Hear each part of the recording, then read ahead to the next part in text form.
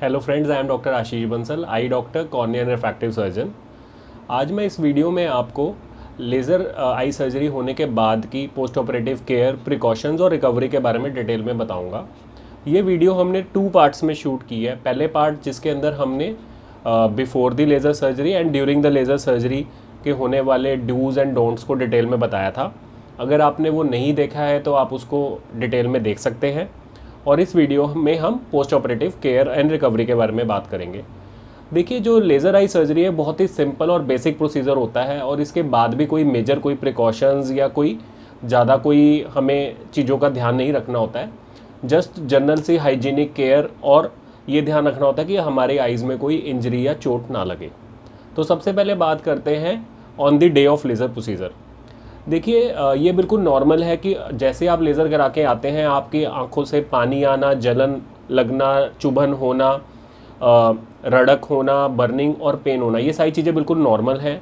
और इसलिए आपको एडवाइस किया जाता है कि on the day of the procedure, after the procedure, आप मैक्सिमम आइज़ को बंद ही रखें। जो भी वाटरिंग हो रही है वो खाली आप पानी बाहर निकल रहा है उसको आप खाली बाहर चीक के लेवल पे आराम से विद एनी टिश्यू या सॉफ्ट टॉवल उससे आप पूछ सकते हैं। जो हाथ है या टॉवल को आँख के पास ना लेके जाएं। और उस दिन भी हो सके तो जितना हो सके जल्दी ही सो जाएं। और सोते हुए आपने ये ध्यान रखना है कि आँख को किसी भी तरह से मला ना जाए या आँखों पे कोई दबाव ना हो किसी तरह से। इस चीज़ का बहुत ध्यान रखना है कि आप उल्टे लेट के ना सो या आँख पे प्रेशर ना है। उसके लिए या तो आप सिंपली, कई बार हम प्लास्टिक कप्स देते हैं, आप वो लगा सकते हैं, या फिर जो आपको गॉगल्स मिलती है आप वो लगा के भी पहले 2 दिन सो सकते हैं और उसके बाद वो चीज़ें रिक्वायर्ड नहीं होती हैं। और उस दिन आपने ये भी ध्यान रखना है कि आपने आइज़ को जोर से स्क्वीज़ नहीं करना या बहुत ज़्यादा एक्सेसिव ब्लिंक नहीं करना। जब आप सो के उठते हैं नेक्स्ट डे आप ऑलमोस्ट नॉर्मल फील करते हैं, आपको सारा कुछ बिल्कुल नॉर्मल और बहुत ही अच्छा फील होता है, बिल्कुल क्लियर दिखता है। तो इस दिन अब आप जैसे अपनी नॉर्मल डाइट ले सकते हैं, खाने पीने का कोई परहेज़ नहीं होता। काफ़ी लोग ये करते हैं कि सोचते हैं कि लेज़र के बाद हमें अंधेरे में रहना है या डिम लाइट में रहना है। उनको हम ये क्लियरली बता दें कि लाइट का, चाहे कोई रूम की लाइट है, ट्यूब लाइट है, बल्ब है या सन लाइट है, उसका कोई प्रिकॉशन या कोई परहेज़ नहीं होता। हाँ, काला चश्मा भी आपको इसलिए दिया जाता है कि आप मेनली डस्ट या पॉल्यूशन से आइज़ को बचाएं। तो जो काला चश्मा है वो मेनली आप पहले 2 दिन आप थोड़ा बहुत अंदर भी, घर के अंदर भी जितना हो सके मैक्सिमम लगा के रखें, बाकी थोड़ी देर हटा भी सकते हैं। बाकी मेनली आपने पहले हफ्ते से 10 दिन खाली मेनली बाहर जाते हुए ही आपको लगाना है ताकि डस्ट और पोल्यूशन से आप आइज़ को बचा सकें। उसके बाद अपना जैसे लाइट एक्सरसाइज या फिज़िकल वर्क है, जैसे चलना फिरना, लाइट वॉक, स्ट्रेचिंग हो गया, योगा, मेडिटेशन, ब्रीदिंग एक्सरसाइजेज, या फिर जैसे लाइट जॉगिंग है, वो सारा कुछ आप इवन नेक्स्ट डे से अपना स्टार्ट कर सकते हैं। ड्राइविंग भी आप अपना 4 व्हीलर ईज़िली आप नेक्स्ट डे से ही कर सकते हैं। 2 व्हीलर के लिए हम मना करते हैं, वो भी पहले 2 हफ्ते के लिए। उसका मेन कारण यही है कि आइज़ में कोई गंदगी ना गिरे, कोई कचरा या कोई इंजरी ना हो जाए। अगर नेसेसरी है तो आप प्रॉपर प्रिकॉशन लेके आइज़ को अच्छे से कवर करके आप वो भी ड्राइव कर सकते हैं।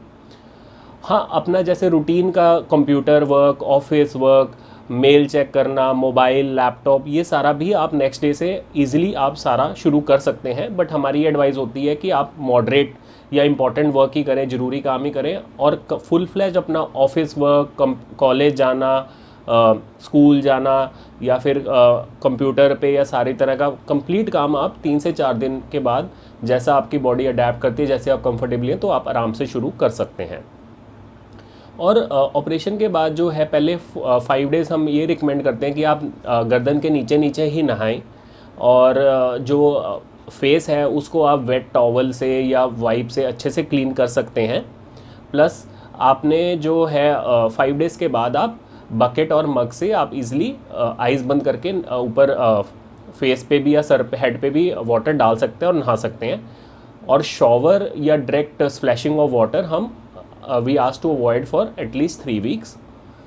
फिर हम बात करते हैं कि अब लेज़र के बाद जो आपने मेनली कौन सी आई ड्रॉप्स डालनी है और उसका क्या क्या शेड्यूल रहता है। सबसे पहले एंटीबायोटिक ड्रॉप्स ही आपने 7 to 10 डेज़ डालने होते हैं। फिर है एंटी इन्फ्लामेटरी ड्रॉप्स ही हमने 40 डेज़ के लिए डालनी होती है। और थर्ड है टीयर या लुब्रिकेटिंग आई ड्रॉप्स जो हमने 3 मंथ्स के लिए डालनी होती है। इसके अलावा आपको मल्टीविटामिन कैप्सूल दिए जाते हैं जो कि आपने 1 to 2 मंथ्स खाने होते हैं। स्टार्टिंग में 1 वीक आइज़ के आसपास जो दवाई जमती है या क्रस्टिंग होती है उसको क्लीन करने के लिए हम स्टेराइल वाइप्स से आपने क्लीन करनी होती है। स्टेराइल वाइप से क्लीन करने से पहले आप पहले अपने हैंड्स को अच्छी तरह वॉश करें, फिर इसको ओपन करिए और ये जो वेट वाइप होती है इसको अच्छे से क्लीन करते टाइम ये ध्यान रखना है, आपने पहले नीचे का क्लियर करते हुए ऊपर देखना है अच्छे से, और ऊपर का क्लीन करते हुए नीचे देखना है अच्छे से, कोने से अच्छे से क्लियर करके ये ध्यान रखना है कि आपका जो ये वाइप्स है वो आपके काले डेले या कॉर्निया पे बिल्कुल भी टच ना हो। स्टेराइल वाइप्स की जगह हम बॉइल्ड कॉटन, जिसके अंदर हम कॉटन के पीसीज को 50 मिनट्स बॉयल करके भी यूज़ कर सकते हैं। स्टार्टिंग के 3 वीक्स में आपने छोटे बच्चे, पेट्स या कोई भी ऐसी चीज़ जिसमें चोट लगने का डर है उससे दूर रहना है, और आफ्टर 3 वीक्स हम heavy activities like gymming, swimming, running या फिर एडवेंचर स्पोर्ट्स कर सकते हैं। गर्ल्स आई मेकअप, थ्रेडिंग या फेशियल मसाज करवा सकती हैं। अगर कॉर्नियल कॉन्टैक्ट लेंस यूज़ करना चाहते हैं तो वो आफ्टर 1 मंथ सारे प्रिकॉशन लेके आप यूज़ कर सकते हैं। लेज़र के बाद मेनली 2 फॉलोअप ज़्यादा इंपॉर्टेंट होते हैं। पहला फॉलोअप जो हम लेज़र के 2 से 3 दिन के अंदर करते हैं, और सेकंड फॉलोअप जो 1 to 2 मंथ्स के अंदर आप कभी भी करवा सकते हैं। उसके बाद आपको एनुअल चेकअप ज़रूरी होता है एवरी ईयर करवाना, और इसके अलावा आपके और भी कोई डाउट्स है तो आप हमें लिख सकते हैं।